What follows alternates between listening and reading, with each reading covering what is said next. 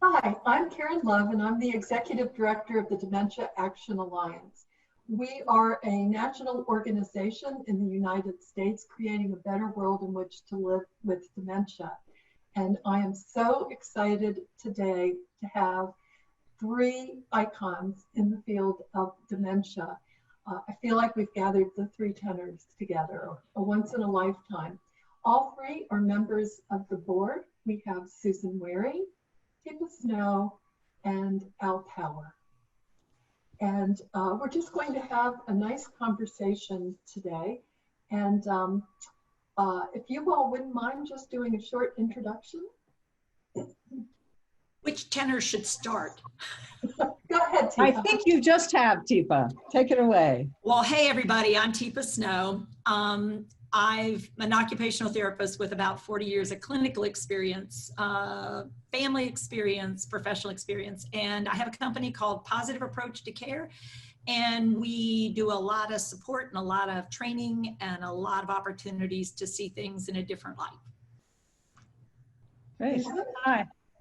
And I'm Susan Wehry. I'm a geriatric psychiatrist with almost 40 years Teepa, but closer to 35 years experience as a physician, who's been involved in various aspects of dementia care throughout my career. And I'm so thrilled to be here with the two of you because it seems that throughout my career, starting way back when we were breaking the bonds in the 1980s as part of the whole person-centered care movement, every place I went, people would say, "Do you know Al Power? You know Tifa Snow? You got to meet them. You guys are like so simpatico." And so I could not tell you how thrilled I am to have been invited to join the DAA board this year and to discover both of you on it. And now to be virtually at least at the same table at the same time in the same time space. It's really quite an honor to be here with both of you. Thank you. Howard, I'm actually sitting in a kind of a dark office with an overcast sky, but I decided to just give myself a virtual background so I could cheer up a little bit. But it is really a thrill to be on with three icons in my mind around the world of changing people's mindset about what it's like to live with a diagnosis of dementia. I'm an internist and geriatrician, spent over 20 years working full-time in long-term care communities, and have since been an independent consultant, educator, and author of a couple books, including Dementia Beyond Drugs and Dementia Beyond Disease. Each of you are passionate about making this a better world in which to live with dementia, and you're widely recognized globally for your work. How did you come to this passion and to become change agents?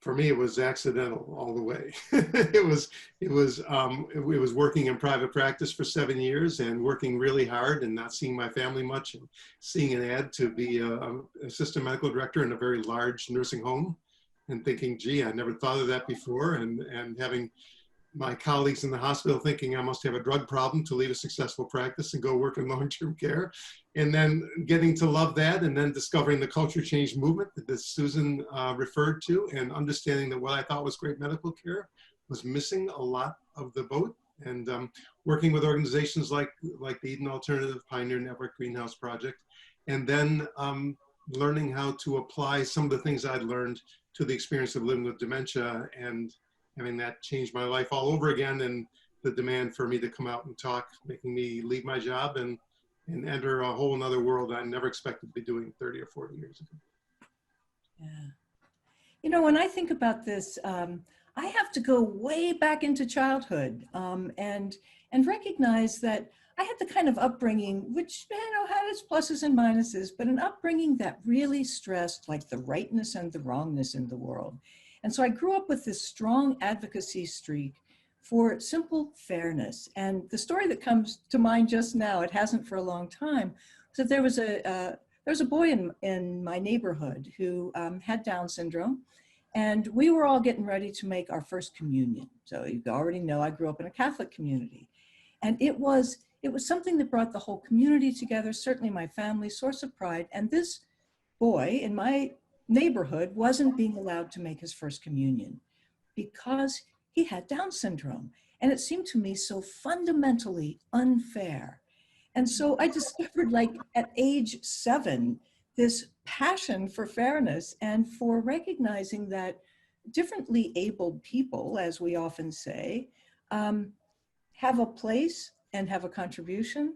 And that it became my mission at 7 to make sure that he could, in fact, make his first communion with us. And he did, because we had tutorials on the Baltimore Catechism. And frankly, that just comes to mind right now, because I sometimes ask myself, why do I have so much passion for this? And it really comes from a place of, in the beginning, a desire for a more socially just world. But then flash forward, and then it becomes really more about discovering my common humanity. And like Al, working in long-term care and recognizing very early on that there was a better way. So my whole career, I've worked with people who have been historically so-called marginalized, stigmatized, because I have seen and had the desire to have them in the tent with me, so to speak. And that's what comes to mind right now. Thanks, Susan. Teepa, I can't wait to hear your story. Yeah, well, it's interesting. Both of you triggered a lot of memories, and Karen's question did too. So much as Susan reported, some of my first experiences were very personal. My grandfather moved in when I was real young, and my mom was not a good caregiver. I mean, he had dementia, which we didn't realize till my grandma died. And we went to get him and be with him at the funeral. And we came back home from Cleveland to Pittsburgh, and we got a phone call from his apartment complex that he was breaking into apartments and messing with sinks and doing things because he still thought he was the superintendent of the apartments. And so we had to go and fetch him back. And he came to stay with me, but he was German and my mother was a phys ed teacher. And so it turned out that I could get him to stay with us better than she could do it, because she'd say, Dad, what part of Mom's dead do you not get? You can't go back. And he would say, don't tell me what I can't do. This is ridiculous. I'll drive home if I want to. And they'd get into arguments. And I'd say, well, Grandma, if you leave, I'll be alone. And he'd say, well, I can stay one more day. And he stayed one more day until I went off to college. Because he had vascular dementia, which I had no idea. And when I was a teenager, I worked with kids with developmental disabilities who had been sent home to their families, once again, from the institutions that were closed, but they went in with autism and developmental disabilities because their parents were not good parents. The reason children had autism when I was young was that, quote unquote, mothers were cold mothers and they didn't know how to be good mothers. And that's why the little children got autism. And so they put them in institutions because that was going to be better. And within a very few years, they discovered that was not better. And so a group of righteous friends, similar, you know, there's a right and there's a wrong, got together and with a college kid had a Saturday respite program for these families that were overwhelmed. And we started holding groups for kids who had autism, mental health issues, physical health issues, and offered programs that now you would never be able to do that with kids. Right. But we were kids and we did it. And Michael, who was one of my kids, actually gave me the name that everybody knows and is now my legal name because my name was Tina, T-E-E-N-A. And Michael couldn't say Tina, he said, Teepa, tell me Toy. And so all my friends and family picked it up. And so gradually I eventually legally changed it. Oh, Teepa, I love that story. And the other thing that just listening to you talk reminds me of another big influence in my life. And I have to just share it because when I was a young attending working on an inpatient psychiatric unit, which was part of the deinstitutionalization movement, right? So we're moving the people with acute psychiatric illness into general hospitals. And there I met a person I've never seen again, Mary McCarthy. I shout her out every time I remember, who was an occupational therapist.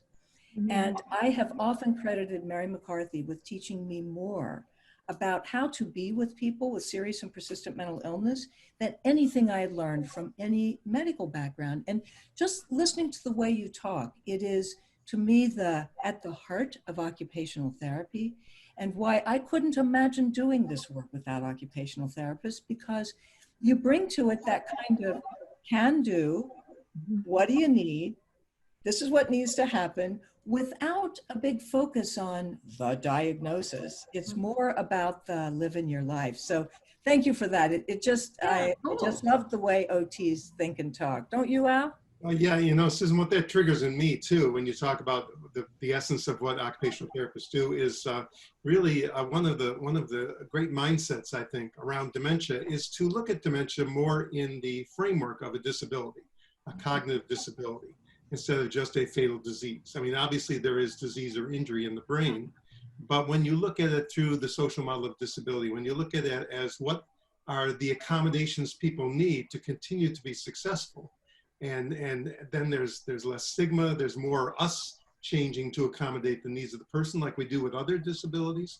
And you used the term differently abled at the beginning. When you start to see people as people like everybody else who have different abilities, then you start finding solutions that aren't there when you just label people as having a disease that you know, everything they do or say is beyond their control because the disease makes them do it.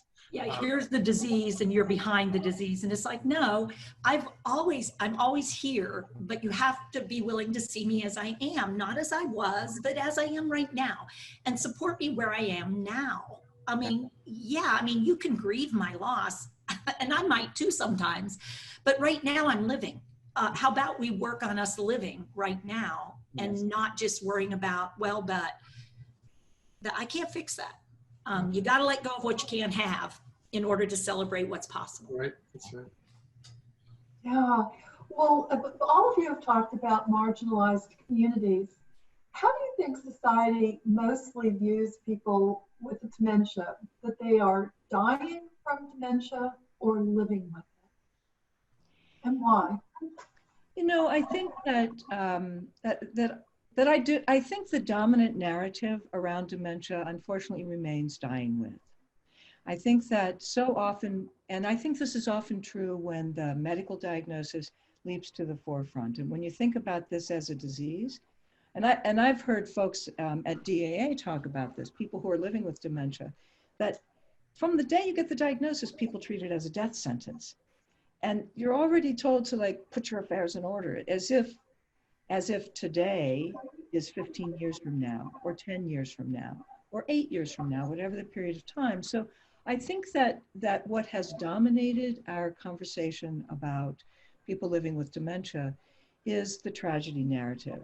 As Teepa just said, there is a loss, there is something to be grieved, there is in every illness a challenge. But what leapt to the fore was the long goodbye, the forgetting, the end stage, and not the journey. And I think so oftentimes in a medical framework, we really do look to the worst end outcome as opposed to all of the living that's going to happen with that disease or with that condition or with that disability in the interim. So I think we're making headway. I think the whole nothing about us without us inspiration that we get from the entire disability community. I think that the person first language movement, to always be thinking about people with, not people who have, or not naming the disease as the person, have been positive contributors, but I think we have a ways to go.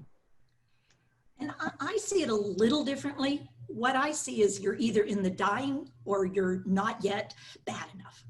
And I think there's still this desire to draw the line in the sand, that there's this line in the sand when we'll know that you can't be on this side anymore. So now you're going to go over and be on that other side. Mm-hmm. So there's this magic line, which historically has been the diagnosis. And I think now it's moving over to when we can tell that you have the symptoms of the diagnosis. So it's a little different than it used to be. So as long as you can act normal and cover and be okay, you can be on our side. Now, once you cross over and you're more of the when I go to try to you know, the what was I know the I can't. Oh, this is so when I can't produce language, when I can't behave myself, when I can't continue the back and forth as we anticipate, then I've crossed that line.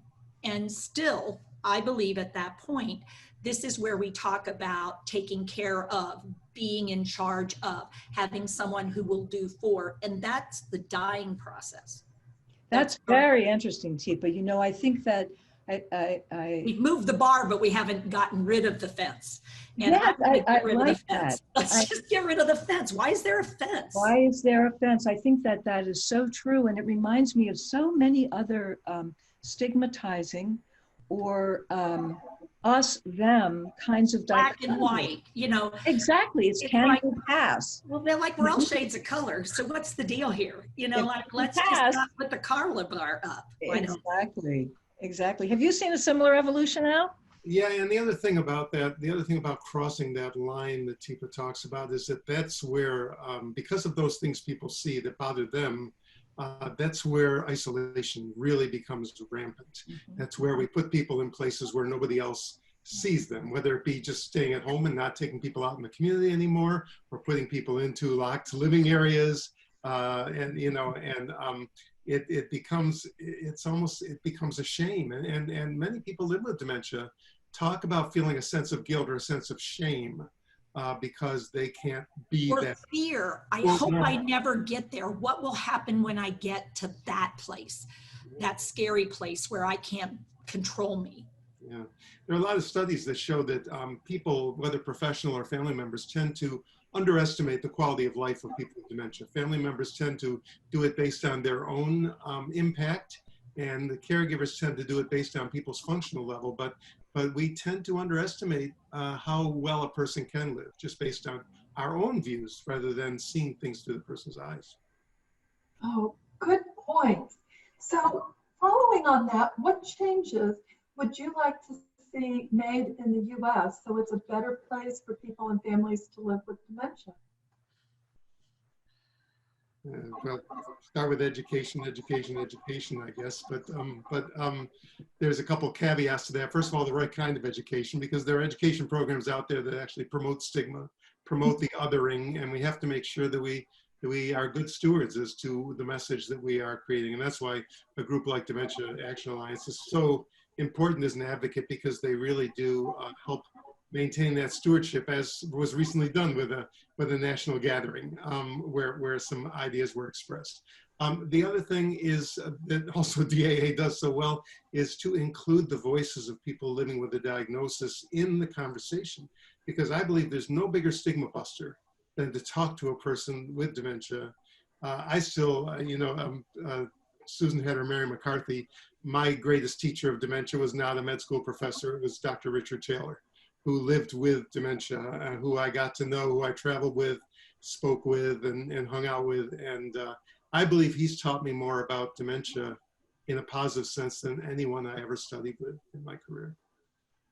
And I'm with Teepa. It'll be this month, 40 years since graduation. So there we are.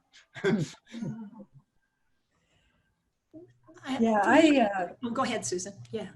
Yeah, so I would definitely agree with Al that it's education, and of the right kind. I think there is a lot of othering education. I like that phrase so much, and we can thank DAA for being a different voice and promoting a different kind of educational agenda. I think also that we have to take a really close look at our reform efforts in the way we support people who need perhaps more support at different stages of life, whether that's in congregate living or living in their own homes, wherever it is, so that it becomes a way of integrating rather than segregating. And, you know, Al alluded to this tendency we have to decide that the best way to handle people is to put them over here. And we create locked units. That's how they first get described. And then we say, well, that sounds a little harsh, so let's call them specialized memory care units, but we'll still keep the door locked. So why are they called memory care? Yes, well, that's a really good question. Let's keep emphasizing memory cafe, memory care. We keep emphasizing one of the hallmark signals that something's changing. We're going to keep poking you with it. I mean, and when we talk about education, one of the first tenets of education, I think, that I'm working really hard on is the idea of awareness first. We have so many people who are unaware that we have only been using a word, and I've heard every one of us use it, is the word dementia. And yet, the vast majority of people are still saying Alzheimer's or Alzheimer's and maybe some related dementias, but they won't or don't know the word dementia. And you don't typically hear hardly anybody saying neurocognitive degeneration or brain cell changes or, you know, brain changes that are consistent with, you know, some protein malformations, or we're not speaking in a language that separates what's happening in the brain with the changes of the person. And I think for me, that's a key piece, that we start recognizing it's change. Is it always just loss? No, it's the challenge of the retained ability combined with the loss that gives you what you don't like.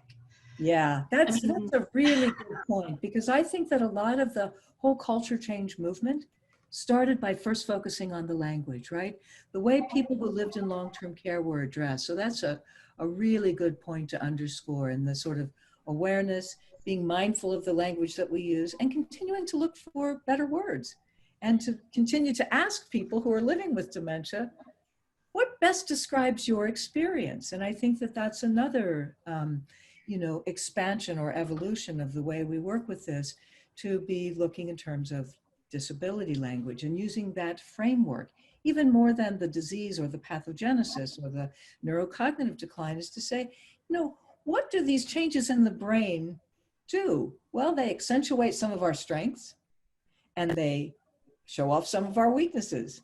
And so, just as you said, we have to bring those together so that the changing brain is supported in optimizing what still works well, to work around that which no longer does, as we would with any disability, right? So yeah, the word I use is substitution, not subtraction.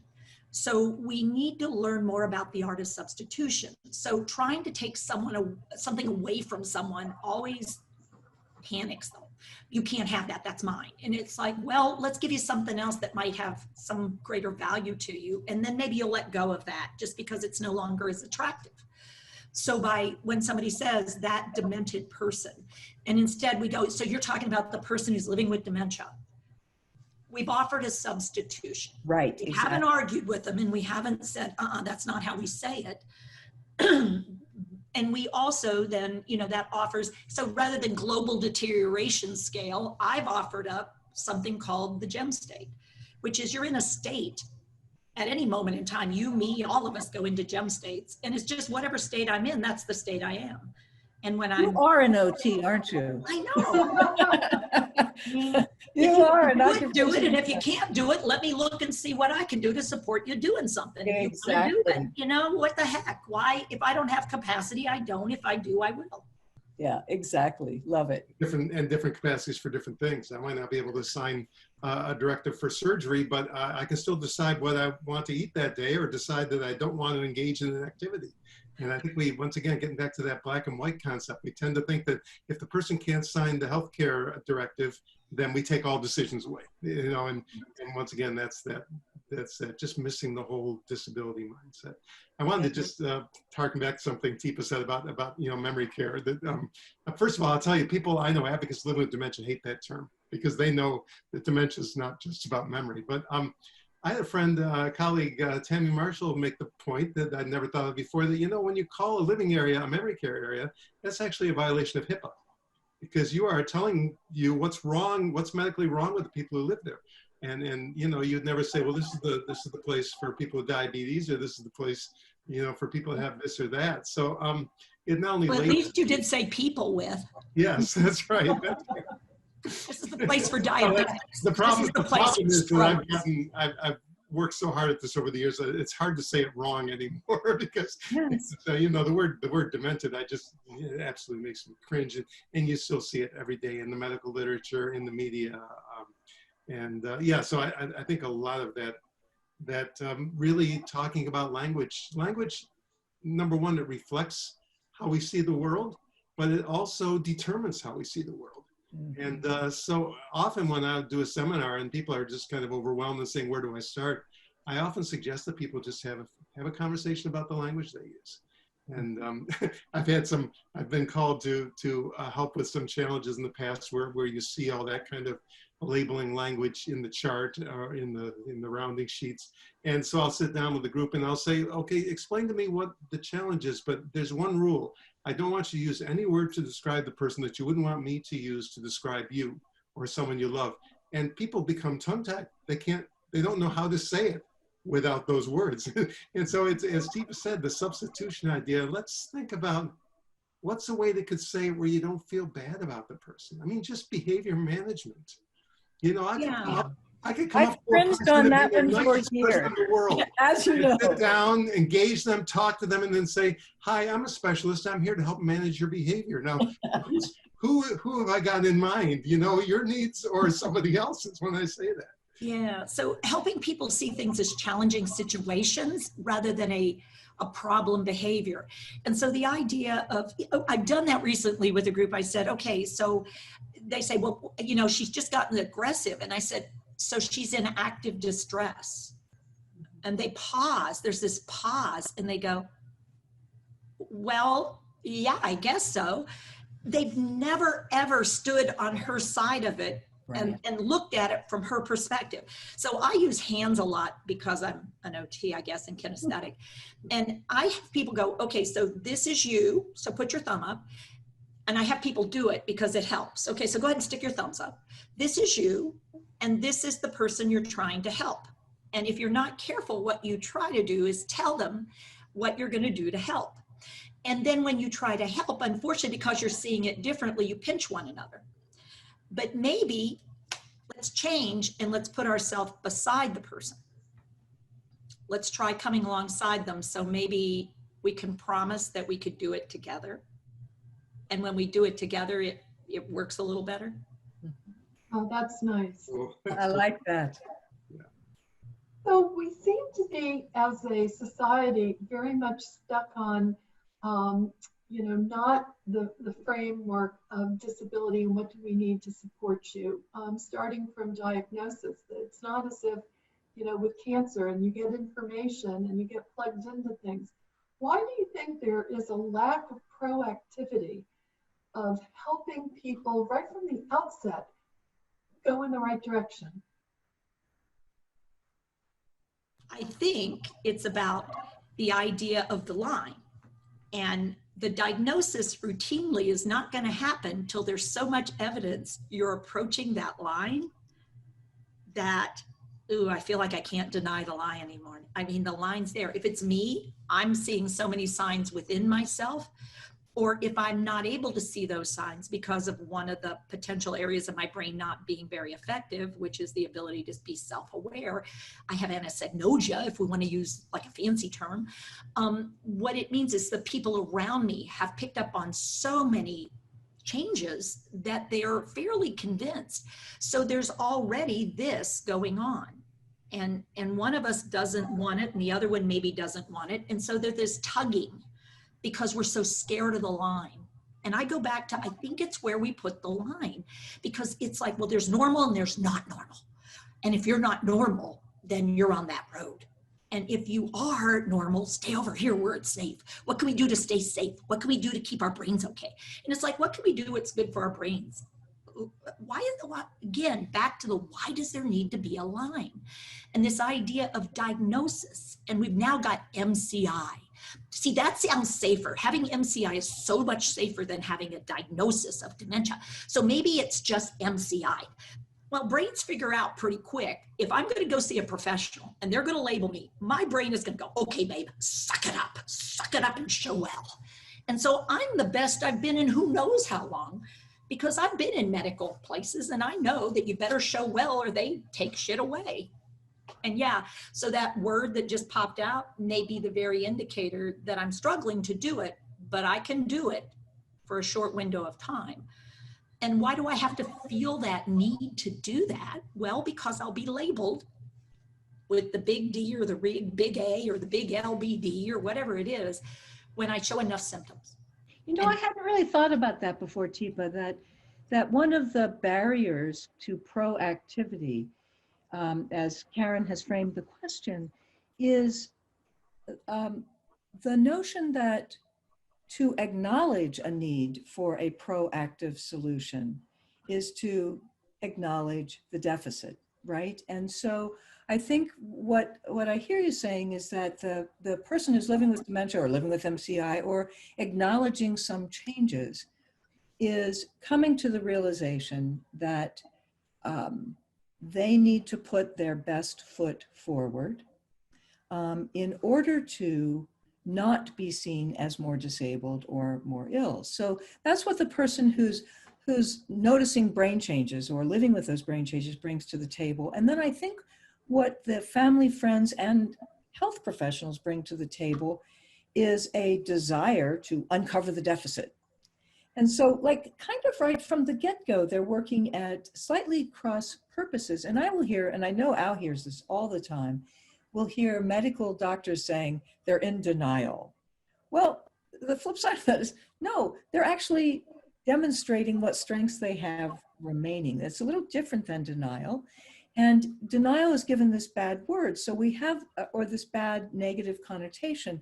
So there is a tendency, I think, to not recognize the common ground almost right from the get-go. Because if you recognize that, you know, my job is not to uncover what you're hiding, and your job is not to cover up, but both of our jobs is to find your optimal way of living and to see what supports, to see what's in the way of your optimal function.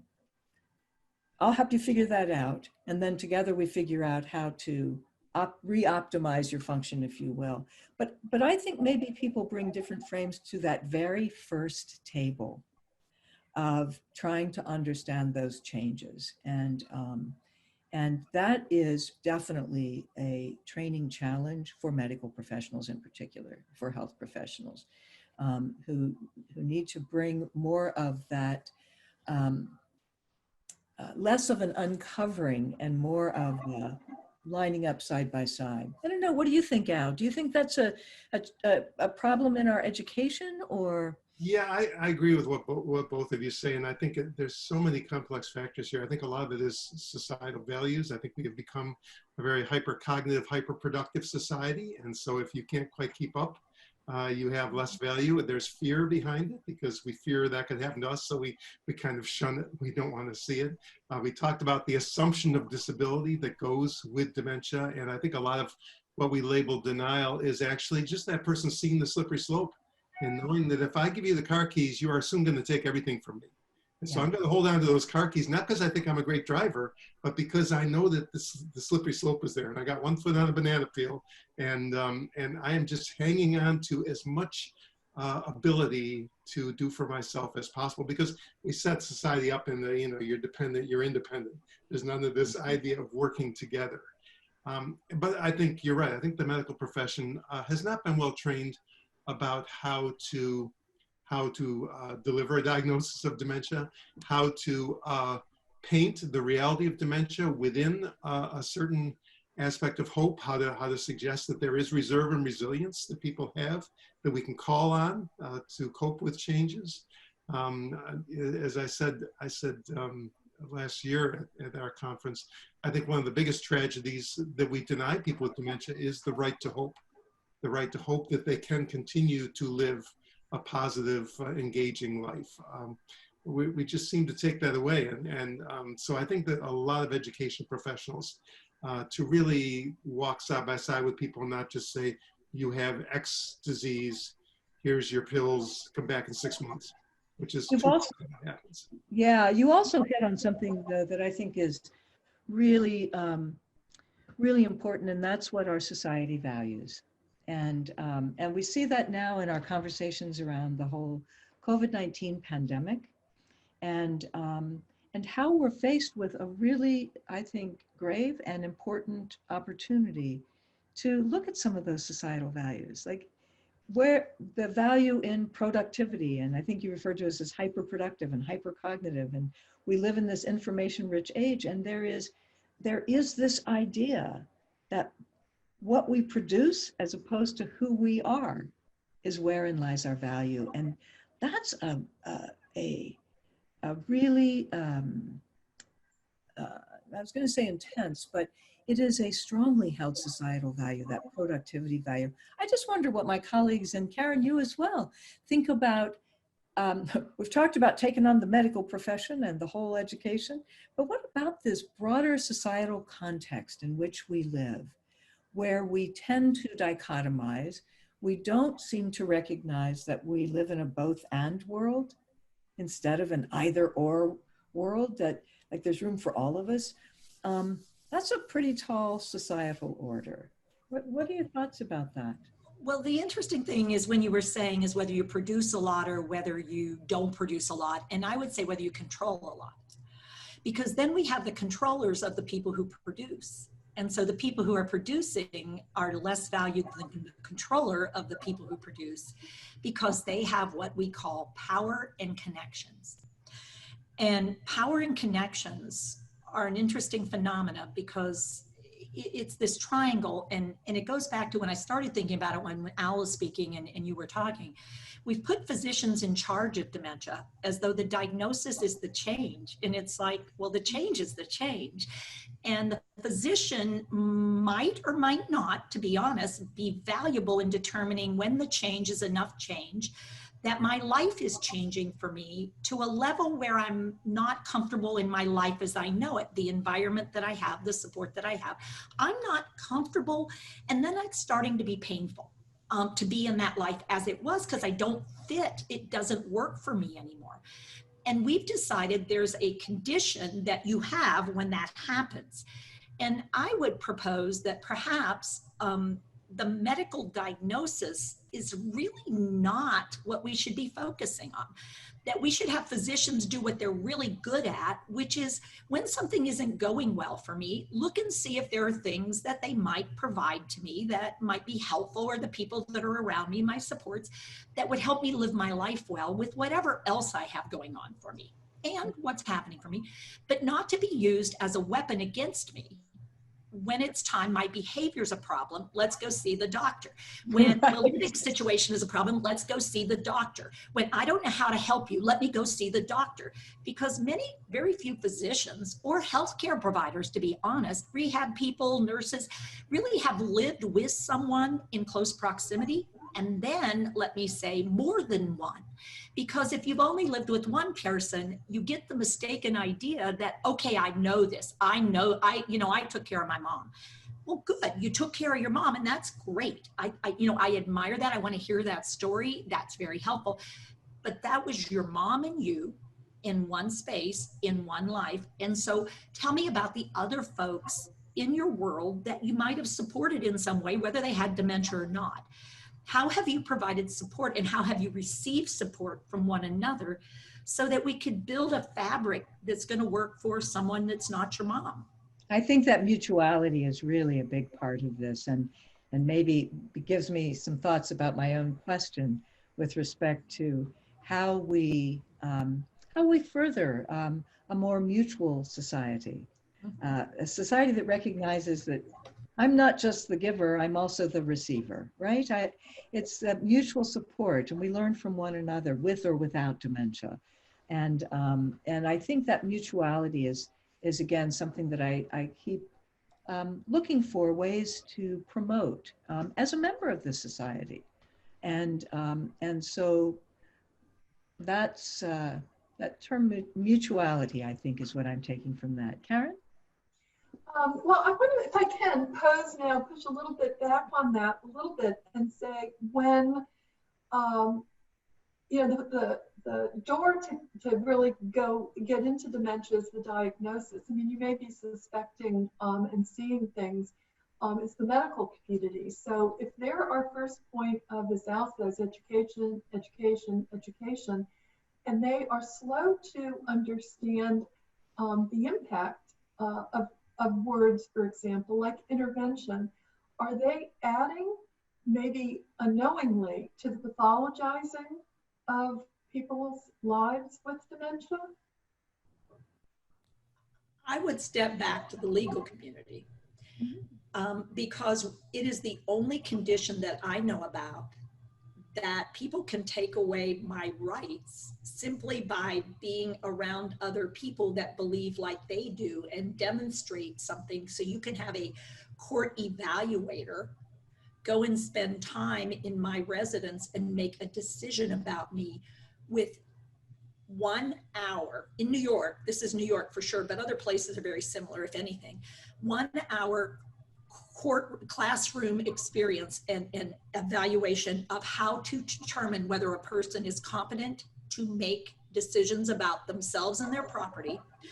And that 1 hour covers mental health issues and dementia. Well, that's what I was going to say, Tifa. I wish it were restricted to people living with dementia. It's not. I mean, but we have seen people in so many populations pathologized because of marginalized, stigmatized, because of a label. And so, yeah, I do think that. So I don't disagree. I mean, I'm not disagreeing that we need to address physicians. I'm just saying, I think the problem actually starts sooner. Yeah. Because people can get healthcare power of attorney or decision-making proxy by virtue of our legal system right now, and can place against their will because they demonstrate unacceptable or dangerous, quote unquote, conditions. Wisconsin is an example that took a pushback on that and said, that's not okay. We can't just put people in psychiatric settings simply because. But I mean, that to me speaks to the more bedrock issue of this. You're not normal. And you know, there are also, even way before any court intervention, there are these little, you can call microaggressions that happen every single day, particularly in long-term care, where a family member will say, I want my mother up at this time.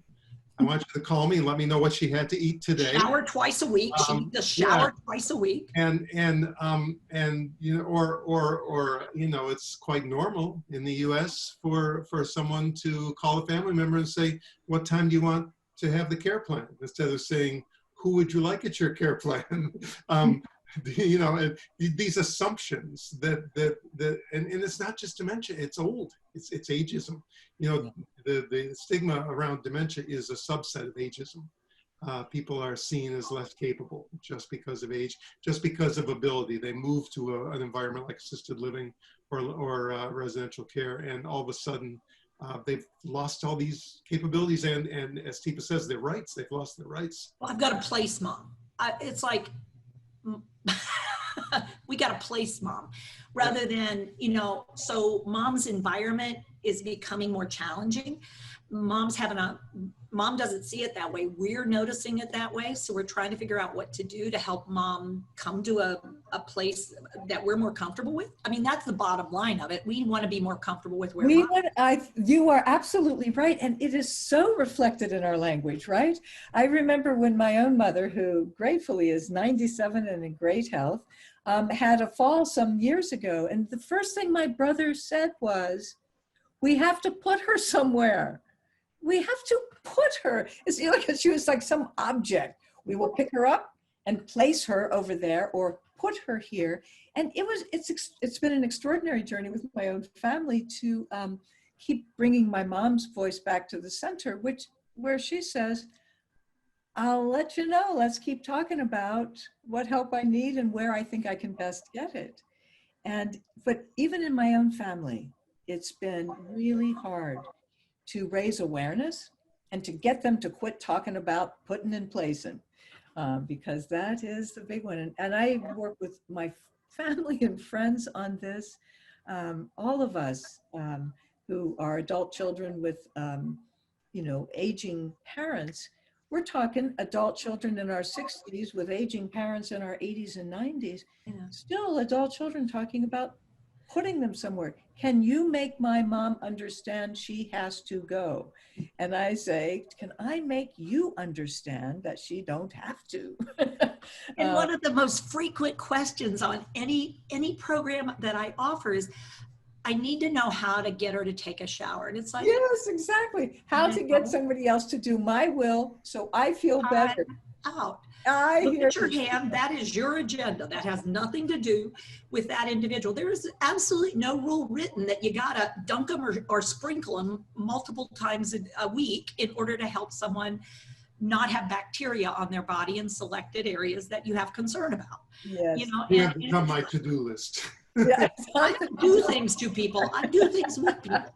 Well, If this you're has looking, been terrific discussion, and we're coming to the end of our discussion time. So I want to wrap it up and give each of you a chance to say something, you know, express what you would like to see change or different, or what is on your agenda going forward to make this a better world in which to live with dementia. And in reverse order, since we started with Susan, Al, we'll start with you, Teepa, then Susan. Okay, I guess I would like people to continue to see that people with dementia are the same human beings they've always been. They have developed a medical condition or an injury or something that affects their ability to do certain things, remember certain things. They are still 100% whole people. And just because they have the condition, we shouldn't start making assumptions about what they want or what they need without understanding the world through their eyes as much as possible. And the best way to do that is to engage people, to listen to them, and to really, as Teepa says, I love the image of the fingers. It is we are working with people. We are not doing two, doing four. It's really about empathy, and it's really about understanding that that is a whole person, and looking at the world that way. Yeah, Teepa. well, I think Al said a lot of what I would agree with. I think in addition to that, I would say opening doors and windows, because doors are only one way to go from one place to another, to look from one side to the other, and being willing to step out and go out and be in connection with the willingness to accept things are changing. And with those changes, what's my capacity? And am I okay with being uncomfortable with different? And can I get to a place where different isn't so different anymore? It's another way of looking at things. And so I have that new ability to do maybe this time this, and maybe this time that, and we see which one works better for us. So coming together with fingers interlocked and moving forward, as opposed to coming together like this, in whatever framework that might be for any individual, organization, or group, I guess is where I'm at. Thank you. I guess like my esteemed colleagues, I would like us to go forward recognizing that people living with dementia are people. Full stop. Not people first, not people with dementia, they're people, period. Like me, they have good days and they have bad days. They have goals and dreams and wishes, like I have goals and dreams of wishes. We all have preferences, we have desires.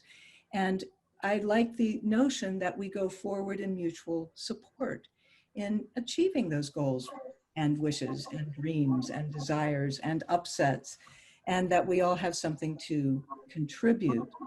I also guess that I would like to see us live with less fear of one another. I think that we do seem to have a lot of fear of differences, and I think we're hopefully going to learn how to applaud differences and sameness. I really hope that we can live recognizing our common humanity, so to speak, and that we recognize that a person living with dementia, that their dementia is not necessarily the most interesting thing about them, that it is like part of who they are, but that there are people who have other really cool attributes and stories, and that we start hearing those stories, and that we recognize our common humanity.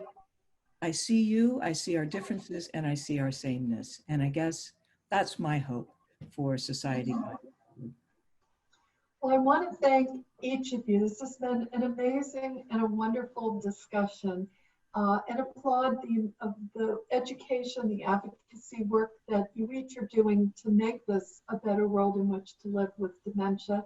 And then end with a special nod to my dad, who I love dearly, And he was the executive director in the 70s and 80s of the American Occupational Therapy Association. So yeah, to connect in earlier, I have a very special place in my heart for you OTs. So thank you all so very much.